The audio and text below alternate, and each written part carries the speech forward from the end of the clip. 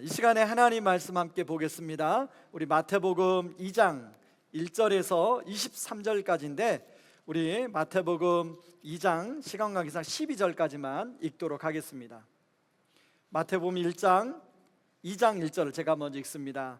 헤롯 왕 때에 예수께서 유대 베들레헴에 나심에 동방으로부터 박사들이 예루살렘에 이르러 말하되 유대인의 왕으로 나신 이가 어디 계시냐?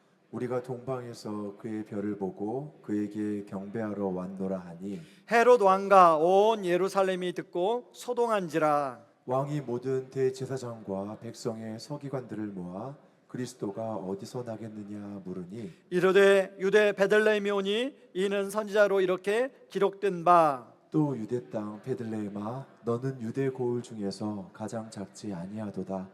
내게서 한 다스리는 자가 나와서 내 백성 이스라엘의 목자가 되리라 하였음이니이다. 이에 헤롯이 가만히 박사들을 불러 별이 나타난 때를 자세히 묻고 베들레헴으로 보내며 이르되 가서 아기에게 대하여 자세히 알아보고 찾거든 내게 고하여 나도 가서 그에게 경배하게 하라.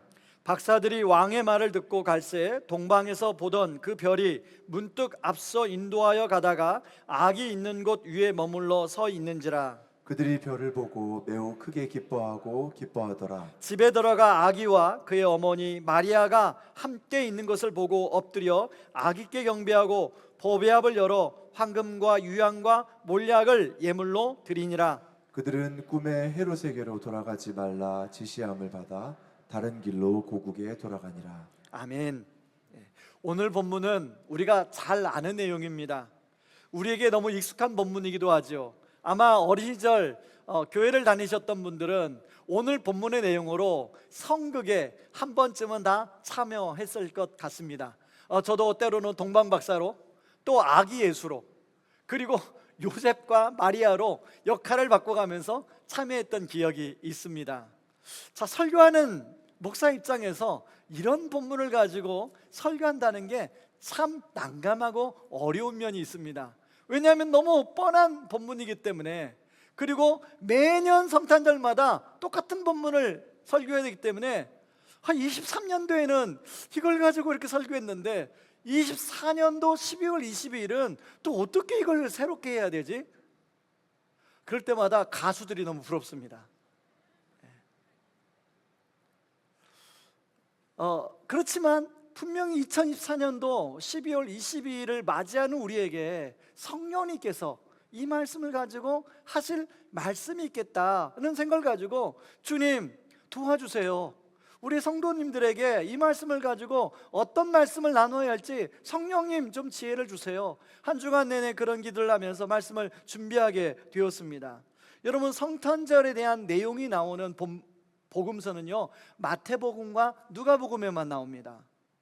많은 이야기들이 있는데 그 중에서 특별히 마태가 누가가 선별해서 기록했다는 것이죠. 그렇다면 오늘 본문은 왜 마태가 기록했을까? 우리는 이런 질문을 던져볼 수 있습니다. 또 좀 더 정확한 질문은 하나님께서 왜 마태로 하여금 이 본문을 기록하게 하셨을까라는 질문이 더 정확한 질문일 수 있습니다. 이런 질문을 가지고 오늘 본문을 좀 살펴보려고 하는데요. 자, 1절은 헤롯 왕 때에 아기 예수가 태어나셨다라고 시작하고 있습니다. 성경에 보면 헤롯이라는 왕들이 많이 나옵니다. 여러 명들이 나오는데요. 그래서 오늘 본문에 나오는 헤롯은 그 여러 왕들 중에 대표 주자격이 된 사람이에요. 그래서 헤롯 대왕이라고 불리웁니다. 이 헤롯은 유대의 순수 혈통이 아니라 에돔 족속 사람이에요. 근데 그 당시에 정치적 상황 때문에 로마의 등을 업고 유대의 왕이 되었어요. 그래서 늘 정치적인 핸디캡이 있었어요. 정통성이 부족하다는 핸디캡. 그래서 이런 핸디캡을 어떻게 보완할까 하다가 유대인들의 환심을 사려고 그 당시에 큰 예루살렘의 성전을 재건하는 일을 이 헤롯 왕이 시작했습니다. 그래서 예루살렘 성전을 헤롯 성전이라고도 하지요. BC 20년부터 시작해서 AD 63년에 완공이 됩니다. 그러니까 무려 83년에 걸쳐서 성전이 지어지죠. 여러분 보험서에 보면 이 성전의 돌 하나가 가로가 15m, 높이가 3m. 그러니까 어마어마한 성전이죠. 그래서 그런 큰 돌을 가지고 성전을 지음으로 말미암아 유대인들의 환심을 사려고 했던 게 헤롯 왕이었습니다. 그런가 하면 헤롯 왕은 자기의 왕권을 지키려고 굉장히 집착했던 사람 중인데요, 그냥 왕권을 노리고 조금이라도 의심이 되는 사람은 다 죽였습니다. 그래서 이 헤롯 대왕은 굉장히 포악한 왕이었어요. 이 역사에 보면 자기에게 충성을 맹세하고 그렇게 아주 자기를 잘 따랐던 대신들도 조금만 의심이 되는 행동을 하거나 그러면 그 자리에서 죽였습니다. 그래서 헤롯의 그 충신들이 많이 죽었어요. 심지어는 이 헤롯은 10명의 아내들이 있었는데 그 중에 마리암네라는 여인을 가장 사랑하고 아꼈어요. 이 마리암네는 하스몬 왕조, 유대의 마지막 왕 하스몬 왕조의 딸이었습니다. 공주죠, 공주. 그래서 자신의 핸디캡을 극복하려고 그 딸과 정략 결혼을 했는데 만나보니까 미모가 너무 출중해요. 그리고 지성이 너무 뛰어나요. 그래서 그 딸하고 사랑에 빠져서 결혼을 하게 됐어요. 10명의 아내들 중에 가장 사랑했어요. 2명의 아들을 낳습니다. 당연히 자기가 사랑하는 아내가 낳은 아들을 사랑했겠죠. 아끼고 사랑했겠죠. 그런데 그 마리암네의 오빠까지 처형을 했어요. 그리고 나중에는 마리암네, 그렇게 사랑했던, 자기가 마음을 주었던 자기 아내까지 처형을 시켰습니다. 심지어는 태어난 2 아들까지 죽였어요. 그랬던 왕이 이 헤롯 왕입니다. 근데 이 헤롯 왕에게 어느 날 아주 민감한 이야기가 들려오는 거예요. 유대인의 왕으로 나신 이를 찾는 저 동방에서 온 사람들이 그런 질문을 하고 있는다는 얘기가 들려져 옵니다. 그렇지 않아도 왕권을 어떻게든지 지키려고 했던 이 헤롯 왕은 그 얘기를 듣고 그냥 지나치지 않아요. 동방 박사들을 자기 왕궁으로 불러서 별이 나타난 때를 자세히 묻고 그 별이 이동한 경로를 묻습니다. 그런 다음에 대제사장들과 그리고 또 선지자들을 불러서, 전문가들을 불러서 이런 얘기를 들었는데 혹시 너네들 아는 얘기가 있느냐 하고 그들에게 물어봅니다. 그랬더니 2절에 세번역 성경으로 인용이 왔는데 우리 같이 한번 읽어볼까요? 이렇게 말하죠. 같이 읽습니다. 유대인의 왕으로 나신 이가 어디 계십니까? 우리가 동방에서 그의 별을 보고 그에게 경배하러 왔습니다. 이렇게 물으니까 뭐라고 하냐면 그 전문가들이 6절에 너 유대 땅에 있는 베들레헴아, 너는 유대 고을 가운데 아주 작지가 않다. 너에게서 통치자가 나올 것이니 그가 내 백성 이스라엘을 다스릴 것이다 라고 말을 합니다. 헤롯은 이 말을 듣자 성경을 믿지 않으면서도 뭔가 찝찝했어요. 그래서 마음속으로 그 아기가 실제로 태어나기만 하면 내가 죽여야겠다라고 생각을 했습니다. 그러나 자신의 속내를 숨기고 동방 박사들에게 거짓으로 말하죠. 나도 경배하고 싶으니까 그 아기가 태어나면 나한테 이야기해달라고 말을 합니다. 이처럼 때로는 사람들은 자기의 속내를 숨기고 겉으로 말하고 행동할 때가 있죠. 근데 하나님은 그 마음속을 다 꿰뚫어 보시기 때문에 압니다. 헤롯의 동기를 모르실 분이 아니었죠. 그래서 동방 박사들에게 돌아갈 때는 헤롯에게 가지 말고 그 길로 왔던 길로 가지 말고 다른 길로 가라는 말씀을 하십니다. 그 결과 동방 박사들이 와서 말해주기만 기다렸던 헤롯은 타이밍을 놓치게 돼요. 그 타이밍이 늦어서 알았던 헤롯은 베들레헴과 그 근처에 2살 이하의 아기들을 다 죽입니다. 오늘 성경에 나오죠. 아마 헤롯이 좀 시간이 흘렀던 것 같아요. 그래서 짐작해서 2살 아이들을 죽이면 되겠다라고 생각 다 죽였어요. 제가 자료에 찾아보니까 그 당시에 인구에 비해서 베들레헴과 그 근방의 아기들을 한 40명 정도가 죽었을 것이다 라고 거기에 기록되어 있더라고요. 여러분, 그 부모님들의 마음이 어땠을까요? 예레미야 31장 15절을 인용해서 마태는 이렇게 말하고 있습니다. 울부짖으며 크게 슬피 우는 소리다. 라헬이 자식들을 잃고 우는데 자식들이 없어졌으므로 위로를 받으려 하지 않았다. 이 무슨 말이냐면 위로가 안 됐다는 거예요. 누가 무슨 말을 해도 그게 위로가 안 됐다는 거예요. 여러분, 자식이 그렇게 10개월 동안 뱃속에서 애주중지 여기고 태어난 그 아기가 하루아침에 죽었는데 무슨 말이 위로가 되겠습니까? 그런가 하면 오늘 아기 예수는 이것 때문에 머나먼 애국까지 피난을 가야만 하는 상황이었어요. 이처럼 헤롯 한 사람이 왕권에 집착하는 걸로 말미암아 수많은 사람들이 어려움에 놓이게 되는 것이 오늘 본문에 나오죠. 저는 이 말씀 묵상하면서 지금 우리나라의 상황과 좀 비슷하다는 생각이 들었습니다. 여야가 국민들의 어려움은 아랑곳하지 않고 지금 팽팽한 서로의 권력을 노찰하려고 팽팽한 줄다리기를 하는 듯한 느낌이 드는 거예요. 여러분, 이 나라와 민족을 위해서 기도해 주시기 바랍니다. 그런데 이런 헤롯의 모습이 우리 안에도 있다는 것입니다. 제가 이 말씀 묵상하면서 한 그림이 떠올랐어요. 여러분, 사형리라는 전도지 아시죠? 거기 보면 이런 그림이 나옵니다. 내가 나의 주인인 사람. 여러분, 이 동그라미 원은 우리 인생의 테두리를 말합니다. 그리고 크고 작은 점들은 우리 인생을 살아가면서 여러 가지 겪는 일들, 사건들을 말해요. 그리고 마음의 중심의 의자는 내 마음의 왕자를 말합니다. 이 사람은 바로 자기 자신이 마음의 왕자에 있고, 예수님은 상관없이, 자기 인생과 상관없이 인생의 테두리 밖에 있어요. 모든 것을 자신이 주관함으로 자주 좌절과 혼란에 빠지게 되죠. 저는 헤롯의 모습이 이런 모습이다. 여러분, 헤롯이 그렇게 유대인의 혈통도 아닌데 왕권을 어떻게든 주어지고 그걸 지키려고 얼마나 불안했을까요? 심지어 얼마나 불안했으면 자기가 사랑하는 아내, 가장 그래도 믿는 아내 아니겠어요? 그리고 가장 자기가 사랑하는 아들 둘, 그거 왜 죽이냐고요? 근데 죽이고 마음이 편했을까요? 자기 충성하는 대신들을 죽이고 마음이 편했을까요? 절대 그렇지 않았을 거예요. 마음속은 온갖 그 혼란과 두려움과 불안에 사로잡혔을 거예요. 그런데 그런 모습이 우리 안에도 있다는, 여러분 안에도 있다는 것이. 그래서 팀켈러 목사님은 이 부분을 설명하면서 이렇게 말합니다. 내 안에 날뛰는 헤롯이 살아있다. 계속적으로 여전히 내가 왕이 되고 싶고, 그리고 하나님한테 그런 저항하는 바로 내가 살아있다 라고 고백하고요. 근데 이것은 팀켈러 목사님 안에만 있는 게 아니라 모든 사람 안에 그런 모습이 다 있죠.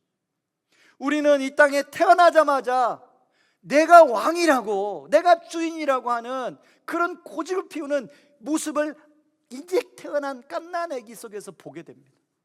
젖병 물려주면 싫으면 확 밀어내고, 마음이 안 들면 막 띵깡 부리고, 그게 이제 태어난 아기 모습 속에 있어요. 그게 우리가 나이가 들어가면서 그게 더 강화가 돼요. 저와 여러분은 어떠신가 한번 곰곰이 생각해 보세요. 그런가 하면 오늘 헤롯과는 다른 믿음의 반응을 보인 사람들이 오늘 본문에 나옵니다. 첫 번째는요, 동방박사들이 나와요. 이 동방박사는 헬라어로 마구스라는 단어인데 페르시아의 천문학을 연구하는 사람들입니다. 그 당시에 점성술이 뛰어나서 하늘에 있는 별들을 보고 운세도 맞추고 그걸로 뭔가 예측하는 사람들이었어요. 근데 오늘 별을 연구하다가 너무나 특이한 별을 보게 된 거예요.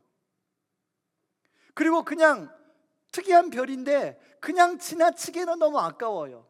그래서 그 동방에 그 연구했던 그 전문가들이, 야, 이것은 이 별을 한번 우리가 따라가 보자.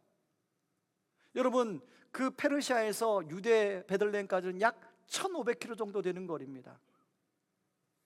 지금을 하면 이들이 아마 과학자일 거예요. 자기들이 연구하는 것을 다 내려놓고 그 별을 따라 예루살렘 베들레헴까지 가는 건 쉬운 일이 아니었죠. 결코 쉬운 일이 아니에요. 그리고 그들이 그 당시에 가장 페르시아에서 소중하게 여겼던 것이 뭐냐면 황금과 유향과 몰약이었어요. 우리가 그냥 만날 게 아니라 만약에 그분이 인류사를 바꿀 수 있는 분이라면, 세상을 바꿀 수 있는 분이라면 우리가 그냥 빈손으로 가면 되지 않겠냐. 그래서 우리가 가장 소중하게 여기는 선물을 가지고 그분을 만나자 하고 1500km를 거쳐서 뭐 그 당시에는 낙타로 왔겠죠. 쉽지 않은 길이었습니다. 그렇게 와서 그 별이 드디어 베들레헴의 어느 한 집에 멈추는 거예요. 한 마구간 위에 멈추는 거예요. 그때 성경은 뭐라고 하냐면 그 멈춘 별을 보고 이들이 기뻐하고 기뻐했더라 이렇게 표현하고 있어요. 이 기쁨을 어떻게 좀 비유할 수 있을까 하다가 제가 예전에 본 한 영상 하나가 떠올랐습니다. 이제 이번에 우리 수능을 본 친구들이 많잖아요. 아마 그 친구가 이번에 수능을 본 것 같아요. 수능을 본 자기가 원하는 대학에 합격하는 것을 이제 요즘에는 그 뭐 컴퓨터로 확인하니까 컴퓨터로 확인하고 친구들과 함께 환호성을 지르는 영상이었습니다. 막 너무 기뻐가지고 막 뛰면서 막 어머머머머 이러면서 막 여자였는데 막 이러면서 막 기쁨을 표현하는 거예요. 이게 여러분의 애라고 별로 안 기뻐죠, 그죠? 근데 그 얘기를 이제 부모님한테 하니까 막 부모님도 막 서가지고 막 이렇게 아주 기뻐하는 그런 영상이었어요. 아마 이 1500km 온 이 동방 박사들이 그렇게 기뻐하지 않았을까? 그리고 그 아기 예수가 태어난 처음으로 그 아기 예수를 만나는 영광을 이 동방 박사들이 누리게 됩니다. 이 황금과 유황과 몰약은 나중에 애굽으로 피난 갔을 때 그 피난 갈 때 필요한 생활비로 여비로 쓰지 않았을까 생각해요. 이들의 헌신의 수고가 이루 말할 수 없었다는 거죠. 그런가 하면 요셉과 마리아입니다. 여러분, 요셉과 마리아가 가브리엘 천사로부터 그렇게 수태고지를 들을 때 얼마나 망설였어요. 근데 어떻든 네 알겠습니다 하고 받아들인 순간 그 다음부터는 실제로 해야 될 대가지불이 너무 많았어요. 이제 마리아의 배가 불러오면서 많은 사람들이 예상했던 대로 마리아와 요셉을 막 씹으면서 여러 가지 말을 했겠죠. 그럴 줄 알았어, 속도 위반을 했구나, 막 여러 가지 얘기를 했을 거예요. 근데 그건 별로 문제가 아니었어요.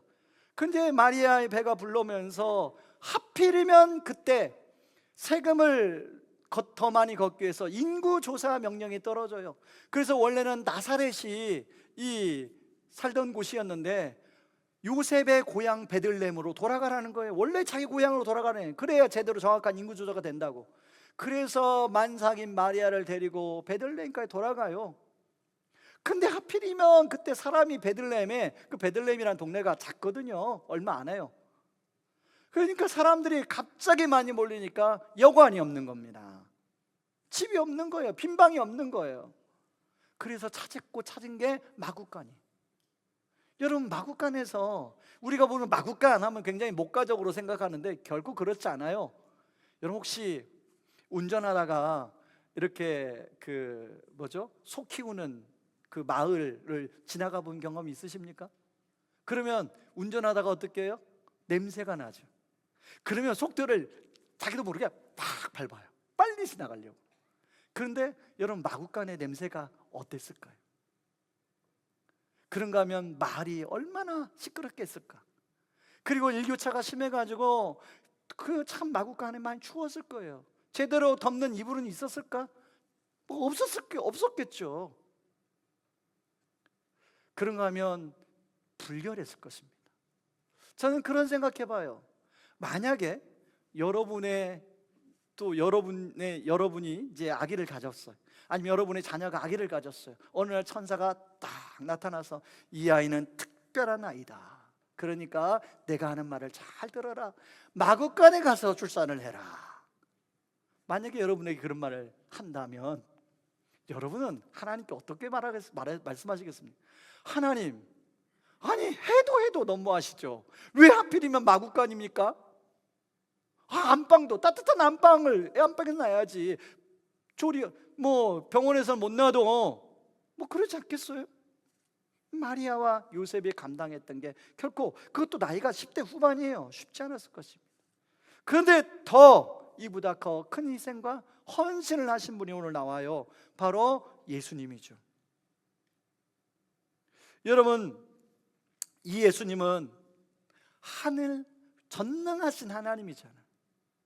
그 전능하신 하나님이 이 땅에 오는 통로가 그것도 갓난 아기예요. 지난주 말씀드린 것처럼 그것도 작은 생명의 씨앗으로 왔어요. 그런데 갓난 아기로 오는 그것도 하필이면 가난한, 태어날 어떤 또 마련되지 않은 아주 가난한 곳으로 왔어요. 만약에 하나님이 여러분에게 그렇게 말씀하신다면 여러분 기꺼이 아멘 하시겠습니까? 전능하신 하나님이에요. 하나님과 동등하신 분이에요. 그런데 그분은 기꺼이 그 하나님께 순종하고 이 땅에 오셨다는 것입니다. 이렇게 이 땅에 오신 예수님의 순종과 희생과 내려놓음이 있었기 때문에 여러분 우리가 구원을 받게 된 거죠. 저는 역설적으로 만약에 예수님이 하나님의 뜻에 순종하지 않고 이 땅에 오시지 않았다면 어떻게 되었을까? 이런 질문을 한번 해보게 되었습니다. 그럴 수 있잖아요. 아니 하나님, 내가 다른 건 다 순종할 수 있는데 마구간에서 태어나라뇨. 말도 안 됩니다. 하나님, 아니 당신이 전능하신데 내가 지금 하늘 영광 보좌를 버리고 지금 저 죄 많은 인간들 세상에 내려가는 것도 이거 싫은데 그 억지로 가는 건데 뭐 마구간 태어나라니요, 그죠? 이렇게 반문할 수 있지 않겠어요? 그래서 나 그거 못합니다, 안 합니다. 그럴 수 있잖아요. 제가 왜 이렇게 많이 해본 줄 아세요? 주님이 저한테 목회를 하라고 할 때 제가 얼마나 하나님께 많이 뻗팅겼는지 몰라요. 마음속으로 그런 마음이 들어오면 하나님, 아니에요, 저는 아니에요, 저한테 그런 말 하지 마세요. 뭐 나중에는 뭐 코너까지 몰고 가니까 어쩔 수 없이 손발을 들었지만 여러분 뭐 저뿐만 아니라 아마 모든 분들이 무엇인가에 순종하기까지는 그런 과정을 거칠 것입니다. 그런데 예수님이 정말 순종하지 않았다면 어떻게 됐을까? 아마 저도 여러분도 헤롯이 되어서 지금 날뛸 것입니다. 제가 설정을 해봤어요. 만약에 예수님이 오시지 않았다면 우리 가정, 우리 원가정, 우리 집안은 어떻게 되었을까? 저는 지금 경남 양산에서 장로로 섬기고 있는 제 동생 아마 장로 안 됐을까? 아니 예수도 안 믿었을 거예요. 저랑 철천지 원수돼서 아예 왕래도 안 하고 살았을 거예요. 우리 가정은 갈기갈기 찢겼을 거예요. 그런 상처 속에 살았을 거예요. 어둠 속에 살았을 거예요. 그런데 그 빛으로 오신 예수님이 저에게, 우리 가정에 우리 어머니를 통해서 오셔서 우리 가정에 빛을 비추심으로 말미암아 그 어둡고 깨질 수밖에 없는 우리 가정을 치유하시고 회복하시고 그런 은혜가 있더라는 것이죠. 근데 우리 가정만 그렇습니까? 여러분의 가정은 어떠세요? 여러분이 지금 아주 그냥 나는 꽤 괜찮은 집안에서 태어났습니다라고 표정 알고 있지만 제가 이게 속 하나 다 까보면 다 있거든요. 똑같아요. 우리의 삶은 똑같아요. 여러분, 제가 개척 가기 전까지 분당에서 사역을 할 때 분당에 가장 잘 사는 동네가 분당의 정자동입니다. 그러면 교구를 2년마다 돌아가서 맞는데 분당의 정자동을 이제 맡게 되면 우리끼리 서로 인사합니다. 뭐라고 인사하냐면 일을 벌였는데 너무 안 됐다는 인사를 해요. 너무 안 됐습니다. 왜냐하면 그 정자동에 있는 분들은 혹시 이거 방송으로 나가면 안 되는데 말을 안 들어요.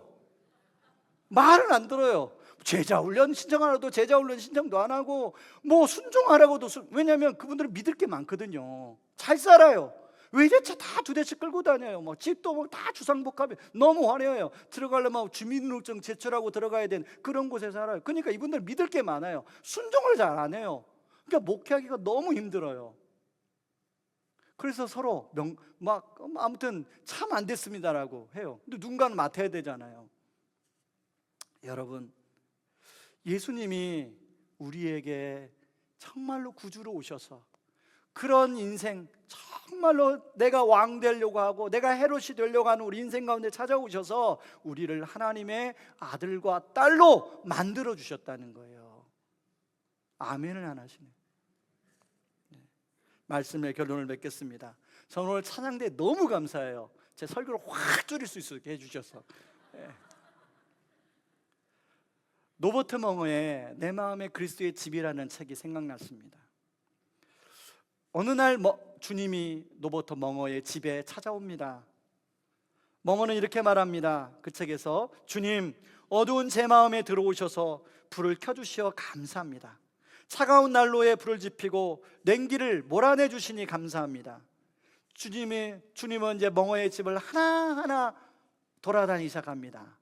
멍어가 안내를 하죠. 서재를 보여주고, 거실을 보여주고, 작업실을 보여주고, 그리고 침실을 보여주고, 오락실을 보여주고, 마지막은 벽장은 보여주기 싫어서 열쇠로 잠궈놨습니다. 주님이 가는 곳마다 이 멍어와 주님이 함께 더러운 것을 치웁니다. 집이 깨끗해졌어요. 근데 주님이 그 집에 계속 하는데 냄새가 나기 시작하는 거예요. 이 냄새가 어디서 나지? 멍어야, 너는 혹시 이 냄새가 안 나니? 그 멍어는 냄새 나는데 주님 저 안 나는데요? 근데 나중에 알고 보니까 벽장 속에 주님이 오신다고 해서 급하게 막 온갖 부끄럽고 나쁜 것들을 다 거기다 집어넣었어요. 멍어야, 네 스스로 저 벽장 문 열쇠를 가져와서 열어라. 멍어는 망설입니다. 열질 않아요. 그러다가 멍어의 마음에 감동이 와서 그 열쇠를 엽니다. 벽장에 온갖 것들이 썩고 있는 거예요. 그 냄새가 나는 거죠. 주님이, 그 거룩하신 주님이 그 냄새 나는 것들을 다 청소해 줍니다. 멍어가 너무 청소 다 깨끗해지니까 너무 좋은 거예요. 여러분 어때요? 집 깨끗하면 좋아요, 안 좋아요? 누가 와서 청소해 주면 좋겠죠? 요즘에 청소 전문가들이 있더라고요. 그래서 이제 멍어가 깨끗해진 집을 나름대로 청소하기로, 하루는 이 방을 청소하는데 또 이 방에 먼지가 쌓이고, 이 방을 청소하면 저 방에 먼지가 쌓이고 그러는 거예요. 그래서 주님께 도움을 요청합니다. 주님, 제가 자꾸 제가 나름대로 청소를 하려는데 청소해 놓으면 이 방에 먼지 쌓이고 저 방에 먼지가 쌓여요. 주님이 어떻게 하면 좋을까요? 멍어야, 그래, 너 혼자 힘으로는 힘들지? 내가 도와줄게. 그런데 도와주는데 내가 너와 함께 하려면 네가 꼭 먼저 해야 될 것이 있다. 네 마음의 중심에 나를 먼저 모셔야 된다. 그래서 멍어가 예수님을 마음의 중심에 모십니다. 그리고 예수님이 멍어의 집에 살게 되고, 멍어는 수시로 예수님과 상의해서 자신의 인생의 중요한 문제를 의논하고 맡기고 그렇게 살게 돼요. 그러고 그 책은 끝납니다. 여러분, 저는 이 내 마음의 그리스도의 집을 생각하면서 사형리에 나오는 두 번째 그림이 생각났어요. 두 번째 그림을 보여주시죠. 예수 그리스도가 나의 주인인 사람 그림이죠. 마음의 왕좌에 누가 앉아 있습니까? 예수님이 앉아 있죠. 나는 한 계단 내려와서 모든 걸 예수님께 맡기니까 인생의 모든 중요한 결정들이 하나님의 계획과 일치된 생활을 하게 되지요. 저는 오늘 본문을 기록한 마태가 이 본문을 왜 이렇게 기록했을까를 생각하다가, 여러분, 마태가 바로 첫 번째 그림에서 두 번째 그림으로 바뀐 삶의 장본이라는 걸 깨닫게 됐어요. 마태 원래 이름은 레위입니다. 여러분, 레위 지파가 어떤 사람이죠? 하나님의 성막을, 하나님의 성전에서 함께 일하는 거룩한, 원래 태생 자체가 거룩하게 태어난 사람들이에요. 근데 어떻게 됐는지 모르지만 레위가 세리의 삶을 살고 있는 거예요. 그런데 원래 자기의 삶을 내려놓고 세리의 삶을 사는 레위가 얼마나 마음이 괴로웠을까요? 얼마나 마음이 힘들었을까요? 그것이 주님 눈에 보인 거예요. 주님이 레위에게 찾아갔어요. 세리 일을 하고 있는 레위에게 찾아갔어요. 그리고 그 레위를 만나 주십니다. 그리고 레위의 인생이, 레위를 제자로 부르세요. 레위의 이름을 마태로 바꿔준 게 주님인지 아니면 레위 스스로 바꾼지 모르지만, 이 마태라는 이름은 하나님의 선물이라는 이름의 뜻입니다. 레위의 인생이 바뀌었죠.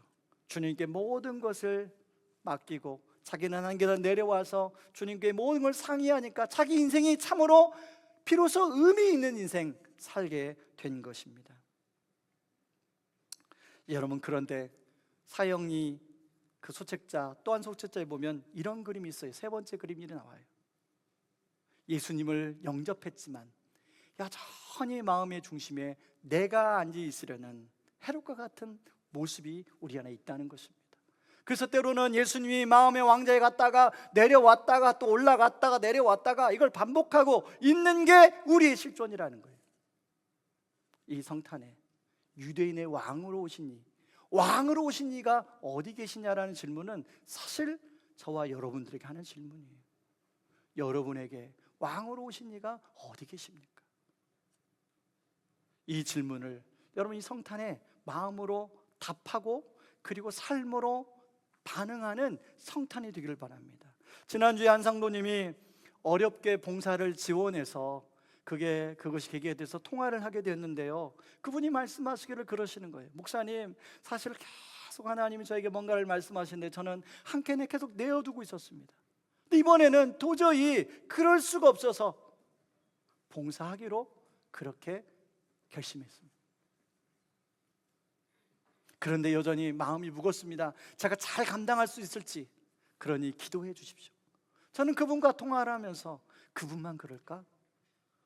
아마 이미 봉사하고 있는 분들, 오늘 예배에 나온 분들, 모든 분들 안에 마음 안에 이 씨름이 있겠다는 생각이 들었어요.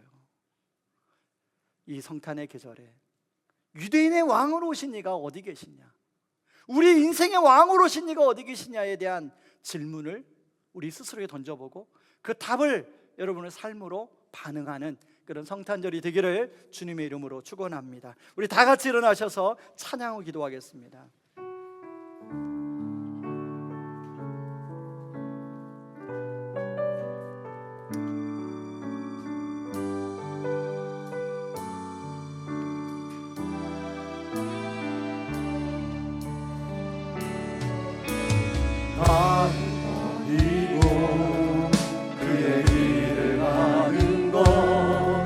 세상 그 무엇보다 어려운 내려놓을 내 안에 예수 그분만 생각할 때 하늘의 그 손이 일하시네. 그분의 마음 그분의 시선 그분의 원하심을 내 맘에 두는 것 십자가 그 길 그곳에 나설 때에 주님 나를 통해 일하시네. 그 사랑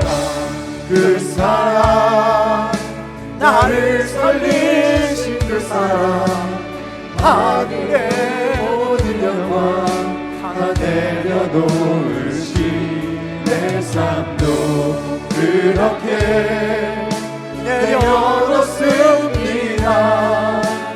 주님 기뻐하시는 그 길 가렵니다. 나를 버리고 그의 길을 가는 것 세상 그 무엇보다 어려운 내려놓을 내 안에 예수 그분만 생각할 때 하늘의 그 손이 일하시네. 그분의 마음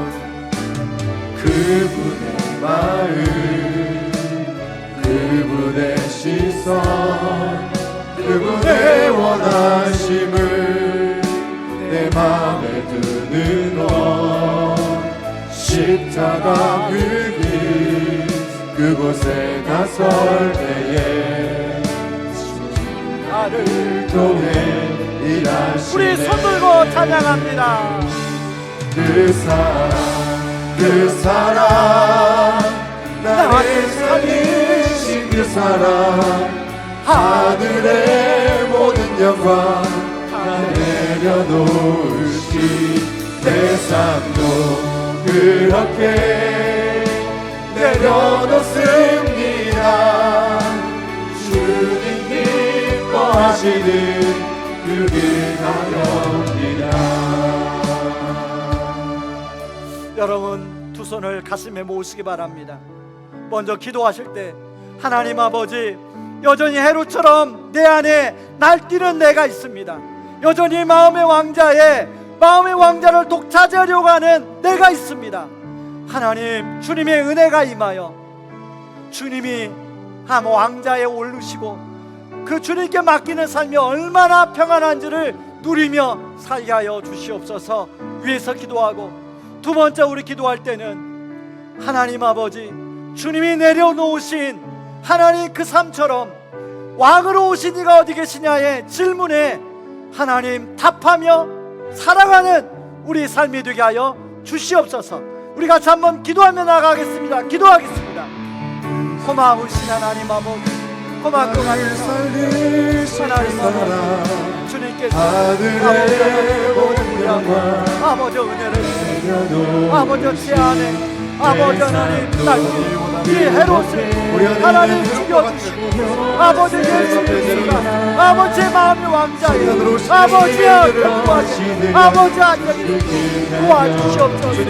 아버지 여전히 아버지 우리는 아버지 하나님에 대한 저기를 가지고 있습니다. 헤롯처럼 아버지 하나님의 성관의 삶이 필요 없습니다. 악착같이 아버지 있습니다. 하나님 아버지, 하나님 아버지, 내 마음의 왕자에 오셨으니 아버지 저를 다스려 아버지 왕으로 오십니다. 어디 계십니까? 아버지 우리의 주님을 원합니다. 아버지 하나님, 이 성찬의 견제를 아버지 우리가 삶으로 나팔 수 있도록 도와주시옵소서. 아버지 삶으로 살았던 우리의 모습을 회개하고 아버지에서 아버지 삶으로 나아가는 우리가 되시도록 하나님 아버지 도와주시옵소서. 오 하나님 아버지, 하나님 아버지, 정말 감사합니다. 아버지 하나님 선물로 아버지 살 수 있는 아버지 그런 은혜 우리에게 허락하여 주시옵소서. 하나님 아버지, 그런 은혜를 허락하여 주시옵소서. 하나님 아버지, 유대인의 왕으로 오신 이가 어디 계시냐, 이 질문은 결국 우리에게 하시는 질문인데, 하나님 내 안에 날뛰는 헤롯이 죽어지게 하시고 예수 그리스도가 왕으로 우리 마음의 왕자에 오르게 하여 주시옵소서. 그래서 마태처럼 더 이상 내일로 사는 삶이 아니라 하나님의 선물로 사는 삶 살게 하여 주시옵소서. 이제는 많은 죄 가운데서 우리를 구원하신 우리 주 예수 그리스도의 은혜와 그 크신 하나님의 사랑하심과 성령 하나님의 위로 충만하심의 역사가 오늘 예배드리는 모든 성도님들 위해 이제로부터 영원토록 함께 하시기를 주님의 이름으로 축원하옵나이다. 아멘.